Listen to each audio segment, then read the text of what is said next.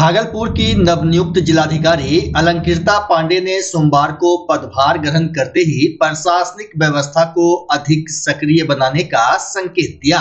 कार्यभार संभालने के बाद उन्होंने अधिकारियों से जिले की प्रमुख योजनाओं, विकास कार्यों और जनहित से जुड़े मुद्दों की जानकारी ली। डीएम ने स्पष्ट कहा कि आम लोगों की समस्याओं का त्वरित समाधान और बेहतर सरकारी सुविधाएं उपलब्ध कराना उनकी पहली प्राथमिकता होगी।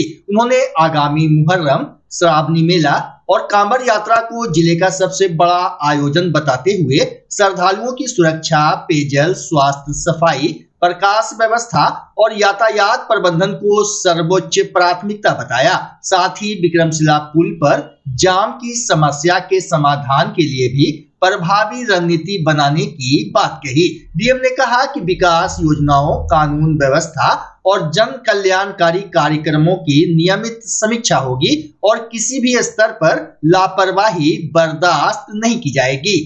अच्छा ही जिला है, बहुत चुनौतीपूर्ण जिला है और मेरा मानना है कि चुनौतियों में ही हम लोग ग्रोथ करते हैं, तो आशा है कि सभी लोग मिल करके भागलपुर को आगे बढ़ाने का कार्य करेंगे। क्या क्या कुछ प्लानिंग आपकी होगी डेवलपमेंट से होगी? जी, अभी फर्स्ट प्रायोरिटी तो जैसा हम लोग जानते हैं कि कांवड़ यात्रा ही है। श्रावण का महीना आ रहा है, बहुत महत्वपूर्ण आयोजन होता है जिले के लिए, तो उस पर ही पूरा फोकस रहेगा। उसके अलावा विधि व्यवस्था के दृष्टिकोण से मुहर्रम भी पास में ही है, तो उसकी भी हम लोग मॉनिटरिंग करेंगे और साथ साथ ही पुल का भी जो कार्य चल रहा है, ट्रैफिक व्यवस्था में कुछ समस्याएं हैं, उसका भी निवारण करने का जल्द से जल्द प्रयास किया जाएगा। कई मेगा प्रोजेक्ट भागलपुर में करोड़ों अरबों का है, हमको लगता है वो भी पार्ट होगा जिसको बिल्कुल प्रॉपर मॉनिटरिंग सभी जो सरकार की योजनाएं हैं उनका किया जाएगा। जी, ओके, थैंक यू। भागलपुर के तमाम जनता को मैं शुभकामनाएं देता हूं एवं बधाई देता हूं कि उनके यहाँ नए जिलाधिकारी का पदस्थापन हो गया है, उन्होंने चार्ज ले लिया है। साथ ही मुझे करीब 2 साल 5 महीने यहाँ काफ़ी बेहतरीन कार्य करने के लिए मैं सभी के प्रति आभार प्रकट करता हूँ और उन्हें धन्यवाद देता हूँ कि उन्होंने हमारे पग पग पे और पल पल पे मदद किया है और उन्हीं के प्रेम से, स्नेह से, उनके साथ चलने से मैं आज तक भागलपुर के लिए जो भी प्रोजेक्ट्स हैं या जो भी चीज़ें हैं आम जनों के लिए मैं कर पाया हूँ। मैं सभी को पुनः तहे दिल से आभार प्रकट करता हूँ। बहुत बहुत धन्यवाद।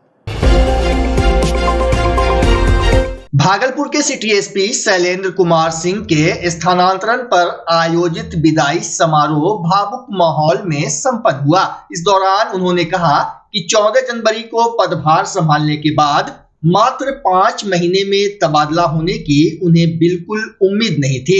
उन्होंने कहा कि भागलपुर ने उन्हें बहुत कुछ सिखाया और यहाँ का कार्य अनुभव बेहद यादगार रहा। वरिष्ठ अधिकारियों, पुलिस पदाधिकारियों और सहयोगियों से लगातार सीखने का अवसर मिला। उन्होंने बेहतर टीम भावना और समन्वय की सराहना करते हुए सभी का आभार जताया। समारोह में आईजी, एसएसपी समेत कई अधिकारी मौजूद रहे।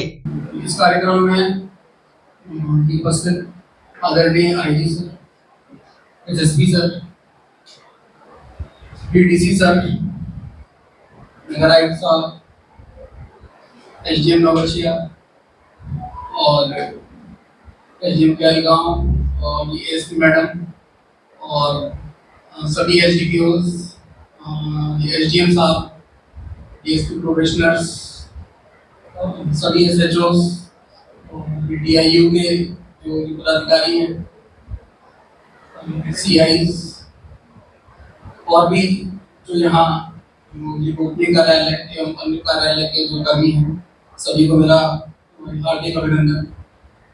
मैं यहाँ लगभग 5 महीने पहले 14 जनवरी को यहाँ ज्वाइन किया था एज सिटी भागलपुर और मतलब ये यकीन नहीं हो रहा है कि ये 5 महीने इतना जल्दी निकल गए और ऐसा लग रहा था कि जस्ट अभी तो आए हैं, अभी सीखना शुरू किए हैं, सीख रहे हैं और इतना जल्दी जाना है, तो ये एक थोड़ा सा भावुक पल तो है।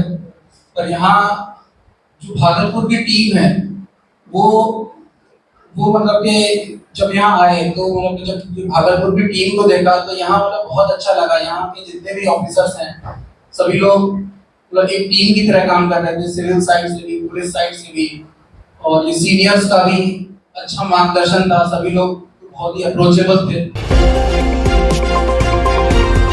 भागलपुर मुस्लिम एजुकेशन कमेटी में कथित वित्तीय अनियमितता, धांधली और मूल संविधान के गायब होने का मामला लगातार गहराता जा रहा है। इस मामले में परिवादी मोहम्मद शरफ आलम की शिकायत पर सोमवार को उप विकास आयुक्त प्रदीप कुमार सिंह की अध्यक्षता में सुनवाई होनी थी, लेकिन उनके तबादले के कारण सुनवाई स्थगित हो गई। हालांकि परिवादी पक्ष इंटर स्तरीय उर्दू गर्ल हाई स्कूल असाननपुर की प्रिंसिपल और एमईसी के प्रतिनिधि डीडीसी कार्यालय पहुंचे थे। बता दें कि पूर्व की सुनवाई के दौरान आवेदक पक्ष ने कमेटी का मूल संविधान गायब होने, 1985-86 के बाद निबंधन नवीनीकरण नहीं कराने, नियमित चुनाव नहीं होने एवं नियुक्तियों में अनियमितता के आरोप लगाए हैं। जबकि एमईसी अध्यक्ष ने सभी आरोपों का खंडन करते हुए कहा है कि पुराने नियमों में नवीनीकरण का प्रावधान नहीं है। वहीं इस मामले में अगली सुनवाई की तिथि आज तय नहीं हो पाई। डीडीसी ने बताया कि प्राप्त पत्र के आलोक में दोनों पक्षों को साक्ष्य प्रस्तुत करने का निर्देश दिया गया है। वहीं परिवादी के प्रतिनिधि अधिवक्ता परवास मिश्र ने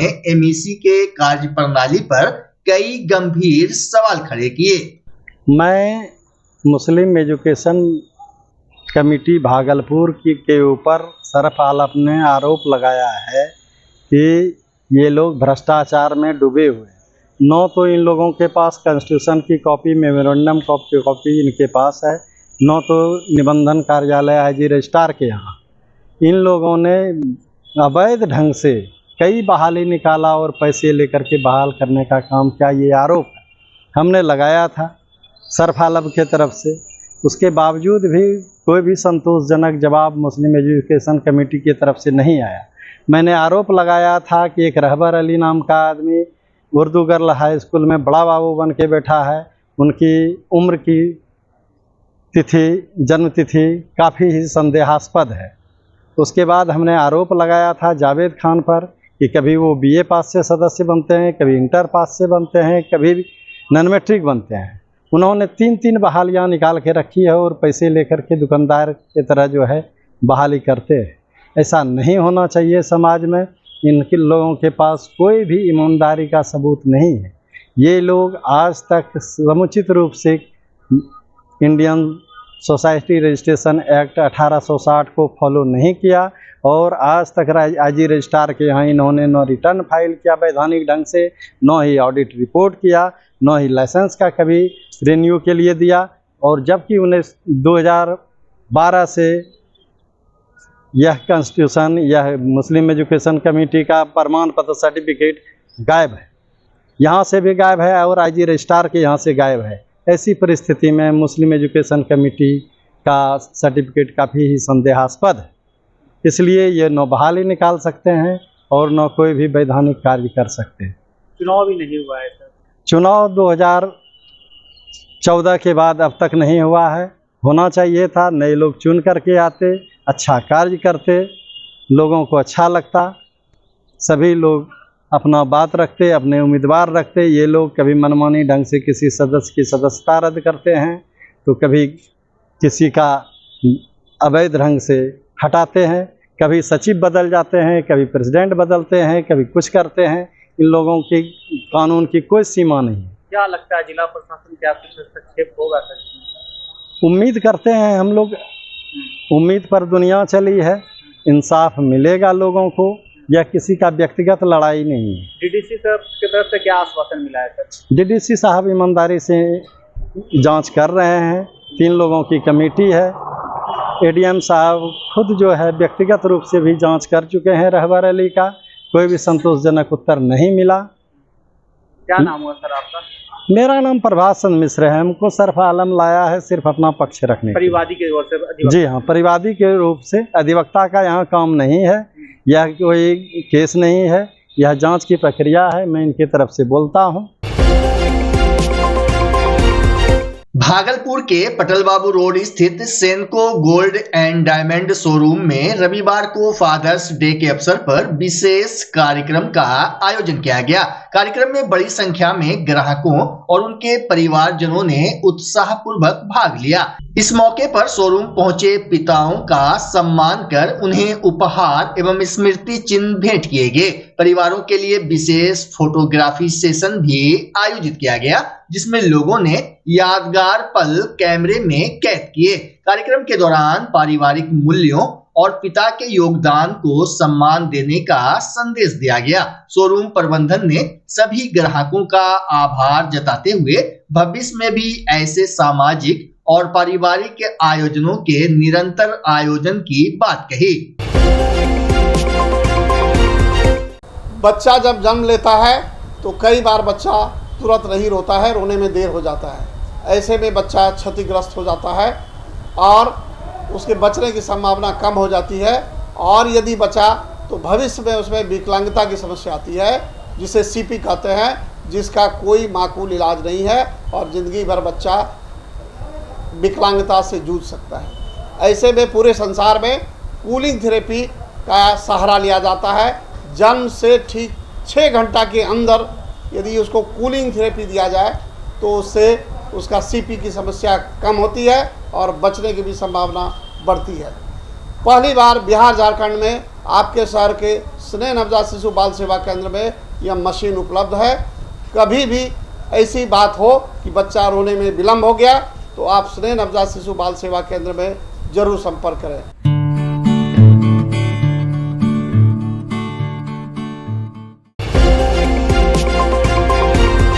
नवगछिया पुलिस ने मादक पदार्थ तस्करी के खिलाफ बड़ी कार्रवाई करते हुए 409 ग्राम ब्राउन शुगर और 1 लाख रुपए नकद बरामद किया है। इस मामले में 2 आरोपियों को गिरफ्तार किया गया है। मुहर्रम पर्व को लेकर चलाए जा रहे विशेष अभियान के दौरान पुलिस को गुप्त सूचना मिली थी कि 0 माइल के पास ब्राउन शुगर की खेप की आपूर्ति होने वाली है। सूचना के आधार पर NH 31 पर वाहन जांच अभियान चलाया गया।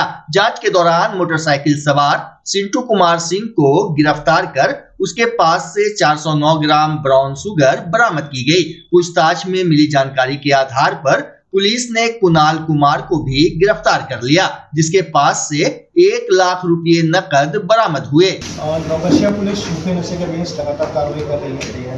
कुछ दिन पहले ही घंटापुर में लगभग 4.5 ग्राम हम लोगों ने पकड़ा था।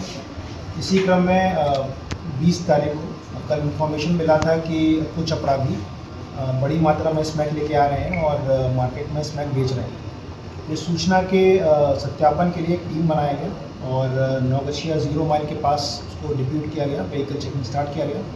इसी क्रम में NH 31 पे व्हीकल चेकिंग क्रम में एक अपराधी पकड़ाया, जिसका नाम था सिंटू, पिता महेश्वर प्रसाद। ये दोनिया टोला का पकड़ा का रहने वाला था और इसके पास से 409 ग्राम स्मैक बरामद हुआ। इसने ये भी बताया कि ये जो स्मैक बेचता था इसमें इसकी फाइनेंशियल हेल्प एक कुणाल नाम का लड़का था, जो कि इसका पड़ोसी है, कुणाल कुमार पिता शंभू कुमार सिंह। ये भी दोनिया टोला पकड़ा का रहने वाला है। तो फाइनेंशियली स्मैक खरीदने के लिए कभी पैसे प्रोवाइड करना और स्मैक का खरीदा हुआ पैसा खपाने में ये इसकी सहायता करता था। इसकी अपनी स्टूडियो दुकान भी थी और CSP का भी संचालन करता था, जिससे ये पैसे को फिर से उसमें सर्कुलेशन में ले आता था। तो इसके स्टेटमेंट के बेस पे कुणाल को गिरफ्तार किया गया और दिन भर में जो स्मैक बेच के इसने पैसे कमाए थे लगभग 1 लाख रुपए कुणाल के पास ही बरामद किए गए। इनके द्वारा बताया गया कि जो स्मैक है वो बंगाल से लोग ला रहे थे। एक संदिग्ध का नाम बताया है कि जो मिडिल मैन है जिसके थ्रू सिंटू ने स्मैक खरीदा था, तो उसका नाम हम लोग को आया है और जल्दी ही उसकी भी गिरफ्तारी हम लोग करेंगे। इसमें 245/26 नवगछिया थाना कांड संख्या दर्ज किया गया है। इस केस में कुल 409 ग्राम ब्राउन शुगर, 1 लाख रुपए नकद, 1 मोटरसाइकिल और 2 मोबाइल बरामद हुए हैं।